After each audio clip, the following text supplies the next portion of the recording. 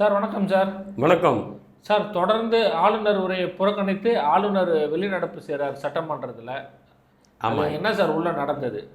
சரி, இது 4வது முறையாக செய்கிறது. இது என்னென்னா சின்ன விஷயந்தான். 52 செகண்டு ஓடுற அந்த தேசிய கீதத்தை ஒளிபரப்பத்தில் உங்களுக்கு என்ன பிரச்சனை இருக்குது? 52 செகண்டு, ஒரு நிமிஷம் கூட இல்லை, 52 செகண்ட் தான். அது அது ஏற்கனவே சொன்னார், இதுக்கு முன்னாடியே சொன்னார். ஆனால் நீங்கள் ஏன் அதை அடம் பிடிக்கிறீங்க? தேசிய கீதத்துக்கு எதிரான ஆட்சியாக இது அப்படின்ற மாதிரி தான் நம்ம எல்லாமே நினைக்கிறாங்க. ரெண்டாவது பார்த்திங்கன்னா, இந்த ஆளுநர் உரை இன்றைக்கி என்ன பேச போகிறாரோ அதனுடைய தரவுகள் அவருக்கு நேற்றே அமைச்சிருப்பாங்க அரசு. அப்போ அதன் அடிப்படையில் சில மாற்றங்களை செய்யணும் அப்படின்னு அவர் இங்கே அரசுக்கு கொடுத்துருப்பார். அதே மாதிரி வராரு, இவங்க மாற்றங்கள் செய்திருப்பாங்க அப்படின்னு நினச்சி வராரு. ஆனால் வரும்போது பார்த்திங்கன்னா அந்த மாற்றங்கள் செய்தது சட்டமன்றத்தை உள்ளே தான் கொடுப்பார் சபாநாயகர்.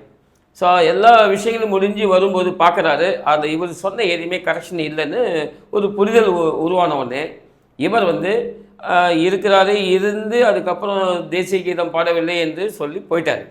அதுக்கப்புறம் பார்த்திங்கன்னா கவர்னர் மாளிகையிலேருந்து அறிக்கைகள் கொடுக்குறாரு. என்ன சொல்கிறாருன்னா, நீங்கள் கவர்னர் உரையில் இப்போ நான் அவங்க எழுதி கொடுத்தா இவர் பேசணும், 12 லட்சம் கோடி ரூபாய் வந்தது, இந்த மாதிரி தேவை, அதாவது உண்மைக்கு புறம்பான விஷயங்கள்லாம் அவங்க சொல்கிறாங்க, அதை நான் எப்படி ஏற்றுக்க முடியும்?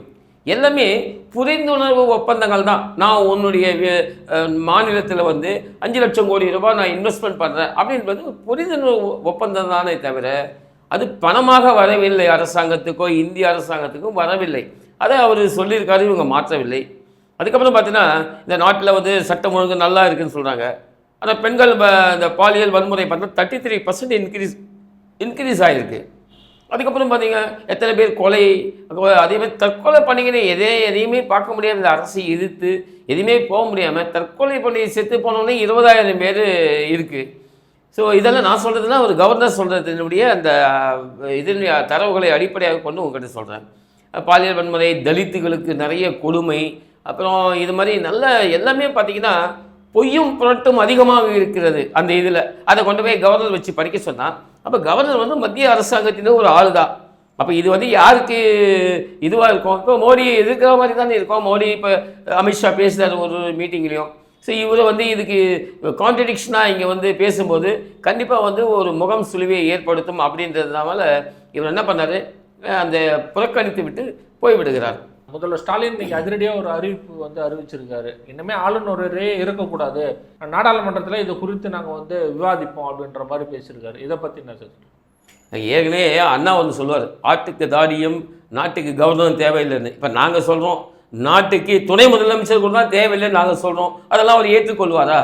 இவர் சொல்வதை யாருமே ஏற்றுக்கொள்ள மாட்டார்கள். ஏன்னா இன்னும் நம்ம பிரிட்டிஷ் பார்லிமெண்ட்ரி சிஸ்டம் அதை நம்ம ஃபாலோ பண்ணுறோம். நம்ம சுதந்திரம் வந்தாச்சு, ஆனால் பிரிட்டிஷ்காரன் என்ன போட்டு போனோம் அதான் ஃபாலோ பண்ணுறோம். ஸோ இதெல்லாம் மாற்ற முடியுமா எனக்கு தெரியாது. அது இந்த திமுக சொல்கிறதை ஏற்றுக்கொள்ளவே முடியாது. பர்னாலாவுக்கு நீங்கள் எதுக்கு, அவர் ரொம்ப வயசாகிடுச்சு, நான் ஊருக்கு போகிறேன்னு சொன்னப்போ இல்லை நீ தான் இருக்கணும்னு வச்சாங்க. அப்போ எதுக்கு நீங்கள் வச்சிங்க? அன்றைக்கி நீ சிந்திக்கலையா இன்றைக்கி?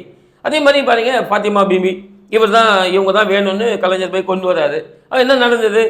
நம்ம ஜெயலலிதா அம்மையாருடைய ஒரு கேஸில் இவங்க முதல்வராக தொடர முடியாத ஒரு சூழ்நிலை என்ன பண்ணாங்க, ஒரு கேரளாவில் ஒரு இது வருது, தீர்ப்பு வருது.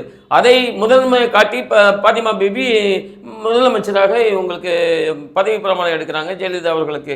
ஸோ இந்த மாதிரி டைம்லாம் நீங்கள் பண்ணியிருக்கலாம்ல. அதுக்கப்புறம் உங்ககிட்ட தான் ஆட்சி இருந்தது, அந்த டைம்லாம் விட்டீங்க. இப்போ நீங்கள் நேராக அவர் கேட்குறாரு என்பதற்காக நீங்கள் சொல்வதை மக்கள் ஏற்றுக்கொள்ள மாட்டார்கள். இது 100% அரசியல் என்பது தான் எல்லாம் சொல்லுவாங்க. சார் அது சாத்தியமா சார்? ஆளுநர் இனிமேல் ஒரே நிகழ்த்தக்கூடாது இந்தியா முழுவதும் அப்படின்றத அது சாத்தியப்படுத்த முடியுமா சார்? அது சாத்தியப்படுத்த முடியாதுங்க. ஏன்னா நம்ம பிரிட்டிஷ் பார்லிமெண்ட்டு இது மாதிரி தான் வச்சுருக்கோம். இந்த அமைப்புகள் ஒரு மத்திய அரசாங்கத்தினுடைய ஒரு கண்காணிப்பு குழுவாக தான் இருக்காங்க. முதலமைச்சருக்கான ஈக்குவல் ரைட்ஸு கவர்னருக்கு இருக்குது. ஸோ அதனால் அவங்க என்ன செய்யணும்னா அது கண்டிப்பாக நடைமுறைப்படுத்த முடியாது. இல்லைனா நீங்கள் ஒரே நாடு ஒரே தேர்தல் சொல்கிறாங்கல்ல, அந்த சிஸ்டம் வந்துச்சுன்னா நீங்கள் சொல்கிறது நடைமுறைப்படுத்தப்படும். அதை இவங்க ஏற்றுக்கிறாங்களா சொல்லுங்கள். அதனால தான் பண்ணுவோம். இப்போ இருக்கிற சிஸ்டத்தில் நீங்கள் பண்ண முடியாது சார். ஒவ்வொரு முறையும் ஆளுநர் இது மாதிரி செய்யும்போது மக்கள்கிட்ட வெறுப்பு தானே சார் உண்டாக்குது? இல்லை, மக்களுக்கு இப்போ புரிதல் ஆச்சு. இப்போ ஏன் அவர் போகிறாருன்னு கேட்குறான். இதுக்கு முன்னாடிலாம் போனாங்க, ஏதோ ஒரு 2 பேருக்கும் சண்டை, யாருக்கு நம்ம ஸ்டாலின் அவர்களுக்கும் அப்படி தான் நினச்சாங்க. ஆனால் இன்றைக்கெல்லாம் பார்த்தா ரொம்ப கரெக்டாக இன்றைக்கி ஃபுல் விவாதமே அந்த சட்டமன்றம் எப்போ தொடங்க போதோ கண்டிப்பாக சண்டை வரப்போகுது அப்படின்னு பொதுமக்களே நினச்சிட்டான். இன்றைக்கி எல்லாம் யோசனை பண்ணி எல்லாம் கேட்குறாங்க. அதுக்கேற்ற மாதிரி ஃபஸ்ட் டைம் இந்த ஹிஸ்டரி இது வரைக்கும் எந்த கவர்னரும் இப்போ பார்த்தீங்கன்னா சந்திரசேகர ராவ் கிட்ட தமிழிசை சவுந்தரராஜன் கூட சண்டை போட்டாங்க. ஆனால் அவங்க நேராக போயிட்டாங்க. ஆனால் இவர் அப்படி இல்லை.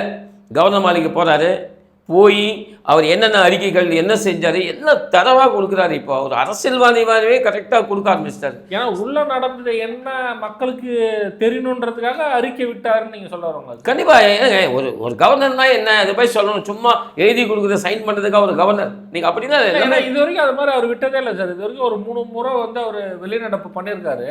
ஆனால் இது வரைக்கும் அது மாதிரி விட்டதில்லை. இது இந்த டைம் வந்து பண்ணுறதுக்கான காரணம் என்னவா இருக்கும் சார்? காரணம் என்ன? எலெக்ஷன் தான்.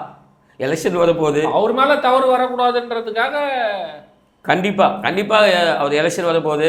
ஸோ இதெல்லாம் திமுகவினுடைய அந்த அலங்கோல ஆட்சியை எக்ஸ்போஷர் பண்ணுறதுக்கு அவர் கிடைச்ச ஒரு நல்ல வாய்ப்பு. அதை பயன்படுத்திட்டார் இன்றைக்கி அவர் என்பது தான் இது. இதுக்கு முன்னாடி அப்படிலாம் சொல்ல, ஆனால் இந்த தடவை கொடுத்துருக்காரு. நான் வரவேற்கிறேன். இது மாதிரி தான் இருக்கணும். ஒரு அரசும் கவர்னரும் இப்படி தான் இருக்கணும். சும்மா அவங்க கொடுத்ததை வாசித்து விட்டு தினத்தந்தி பேப்பர் படிக்கிற மாதிரிலாம் போகக்கூடாது. நல்லது. இப்போ வந்து ஆளுநர் மீது எந்த பழியை சுமத்தினாலும் இப்போ மக்கள் நம்ப மாட்டாங்கன்னு சொல்ல வரங்களா சார் இந்த பேச்சு? கண்டிப்பாக இப்போ வந்து இந்த ஆளுநர் பற்றி நீங்கள் அவருடைய இதெல்லாம் பார்த்தீங்கன்னா நிறைய இடத்துல போகிற தமிழ் பற்றி பேசுகிறாரு, நிறைய திருவள்ளுவர் பற்றி பேசுகிறாரு, நிறைய விஷயங்களை மக்களாக பயணிக்கிறாரு. இப்போ கோயிலுக்கு போகிறாரு, அது போகிறாரு, எல்லாத்தையும் தமிழ் பேசுகிறாரு. தெரியுங்களா? வேறு எந்த கவர்னரும் அந்த மாதிரி பண்ணதே கிடையாது. ஸோ இவரோட மாற்றங்கள் இவர் வந்து எப்படின்னா மக்களோடு தொடர்பு கொள்கிறார் என்பது தான் என்னுடைய புரிதலாக இருக்கிறது. சார் இப்போ சட்டமன்றத்தில் கவர்னர் வெளியே வந்துட்டார், முதல்வர் ஸ்டாலின் அறிவிப்பு, இந்த விஷயங்கள்லாம் வந்து பார்த்தங்க அப்படின்னா என்ன சார் மறுபடியும் வந்து நடக்கும்? ஒன்றும் நடக்காது. நிறைய கேள்வி கேட்க ஆரம்பிப்பாங்க. இனிமேல் உள்துறை அமைச்சகம் வந்து தூங்காது. அவர் கேட்டது என்ன, பேசிக்காக என்ன நடந்தது, நம்ம 52 செகண்ட் பாடக்கூடிய தேசிய கீதம் என்ன ஒன்று. சார் இது நல்லா நீங்களே ஒன்று புரிஞ்சுங்க சார். சார் ஃபஸ்ட்டு வந்து தமிழ் தாய் வாழ்த்து வந்து பாடுறாங்க, உடனே எப்படி சார் தேசிய கீதம் பாட முடியும்? அது முடிச்சுட்டு தானே சார் பாட முடியும். நீங்களே அந்த மரபு எப்படி சார் மாற்ற முடியும்? இல்லை, மரபுன்னா அப்படிலாம் ஒன்றுமே கிடையாது. மரபு இப்படி தான் இருக்குன்னு யாருமே எங்கேயுமே எழுதிலாம் இல்லை. எப்போ வேணாலும் தேசிய கீதத்தை பாடலாம். அது இப்போ தான் பாடணும், கடைசி தான் பாடணும் கிடையாது. நம்மளே ஒரு ஏற்பாடு பண்ணிக்கிறது அந்த மாதிரி. இப்போ பார்த்தீங்கன்னா தமிழ் தாய் வாழ்த்து பாடும்போது எழுதணும், திரும்பியும் நீங்கள் தேசிய கீதத்துக்கும் திரும்பி எழுந்திருக்கிறோம். ஸோ இது மாதிரி விஷயங்களும் மாட்டாங்க. எதுவுமே மரபுலாம் கிடையாது. நீங்கள் வந்து அடம்பிடிக்கிறது திமுக அரசு என்பது தான் என்னுடைய கணிப்பு. சார் இந்த ஆளுநர் உரையை வந்து பார்த்தீங்கன்னா அவர் வந்து ஒவ்வொரு விஷயங்களாக வந்து ஒரு அறிக்கை விட்டுருக்க இந்த நீங்கள் பார்த்துருப்போங்க. அதில் நிறைய வந்து இந்த விஷயங்கள்லாம் வந்து இதில் இல்லை அப்படின்னு வந்து சொல்லப்படுது. அது கண்டிப்பாக வந்து அதெல்லாம் வச்சுருக்கணுமா சார்? கண்டிப்பாக. இப்போ வந்து எப்படின்னா இப்போ நடக்கும்போது சட்டமன்றம் தொடங்கி இதெல்லாம் கொடுப்பாங்களா எங்கே பாருங்கள். ரெண்டாவது இன்னொரு விஷயம் என்னென்னா, கவர்னர் வந்து பேசும்போது மைக் ஆஃப் பண்ணுறாங்க. இதெல்லாம் வந்து கேவலமானதானே இல்லை? ஒரு கவர்னர் அதை மைக் ஆஃப் பண்ணுறாங்க. இதே தான் நடக்க போதியா? இது என்ன இதனுடைய முன்வினை என்ன நடக்கும் அடுத்துன்னா, எடப்பாடி வந்து கேட்பார், இந்த கவர்னர் சொன்னதெல்லாம் வந்து கேட்பாங்க, மைக் ஆஃப் பண்ணிட்டு போயிடுவாங்க. நேரலே கிடையாது. இந்த மாதிரி அராஜகத்தில் இந்த இன்னும் இருக்க போகிற டைமில் பார்த்தீங்கன்னா அராஜகம் தான் அரங்கேறும் சட்டமன்றத்தில். நீங்கள் வேணா பாருங்கள் சார். ரகுபதி வந்து வெளியே வந்து ஒரு பேட்டி கொடுக்குறாரு. அது வந்து உள்ள டெக்னிக்கலுக்காக தான் ப்ராப்ளம். ஆளுநர் பேசும்போது நாங்கள் வந்து வேணும்லாம் எதுவும் மைக் ஆஃப் பண்ணல அப்படின்னு சொல்லிட்டு விளக்கம். அதெல்லாம் ஏற்றுக்கொள்ள முடியாது. என்ன டெக்னிக்கல் ப்ராப்ளமா? நீங்கள் பாருங்கள், இப்போ இன்னொரு ஆட்சி வரும், எந்த டெக்னிக்கல் ப்ராப்ளம் கேட்கணும். இத்தனை நாளாக நீங்கள் டெக்னிக்கல் ப்ராப்ளம்லாம் போயிட்டு சும்மா சொல்கிறதுலாம் இல்லை. அது வந்து ரொம்ப சீரியஸாக உள்துறை அமைச்சகம் கண்டிப்பாக இன்றைக்கி அவங்க கேட்பாங்க, ஏன் நடந்ததுன்னு, என்ன டெக்னிக்கல் ப்ராப்ளம். நான் அந்தளவுக்கு மோசமான நிதி நிலைமை இருந்தால் கூட அது மைக் செட்டு ஒழுங்காக தானே இருக்கும். அதெல்லாம் சார் இந்த விஷயங்கள் வந்து பார்த்தீங்கன்னா உள்துறை வரைக்கும் போகுமா சார்? கண்டிப்பாக போவோம். இன்றைக்கி போயிருக்கோம். இன்றைக்கி எனக்கு தெரிஞ்சு இன்றைக்கி போயிடுச்சு. டெல்லிக்கு எல்லா விஷயமே நேற்றே போயிடுச்சு என்பது தான் எனக்கு கிடைச்ச தகவல். நேற்றே இவர் எல்லாம் சொல்லியிருக்காரு, அப்சர்வேஷன்லாம் கொடுத்துருக்காரு. அதை மாற்றமும் இது பண்ணணும் அப்படின்லாம் போயிருக்கு. கண்டிப்பாக இன்றைக்கோ நாளைக்கே கேட்கறதுக்கு வாய்ப்பு இருக்குது. அதான் நான் நினைக்கிறேன். சார் அவங்க நினைச்சா நடவடிக்கை எடுக்க முடியுமா சார்? இங்கே கண்டிப்பாக எடுக்க முடியுங்க. என்னங்க ஒரு பிரதமர் இப்போ இது வரைக்கும் அவங்க எடுக்கல, பிஜேபி எதையுமே எடுக்கல. இந்த காதலை வாங்கி அந்த காதலை விட்டுட்டாங்க. இல்லைன்னா இத்தனை நாள் இந்த திமுக ஆட்சி நடந்தே இருக்காது. ஆனால் இனிமே வந்து எலெக்ஷன் டைமு, கண்டிப்பாக அவங்க ஏதாவது ஒன்று செய்யணும், எல்லாரையும் கொண்டு போய் நிறுத்தி கேள்வி கேட்க வேண்டும் என்று தான் மக்கள்லாம் விரும்புகிறாங்க. சார் இந்த ஆளுநர் விவகாரம் எந்த அளவுக்கு போகுதுன்னு சொல்லிட்டு நம்ம பொறுத்திருந்து பார்க்கலாம் சார். நன்றி.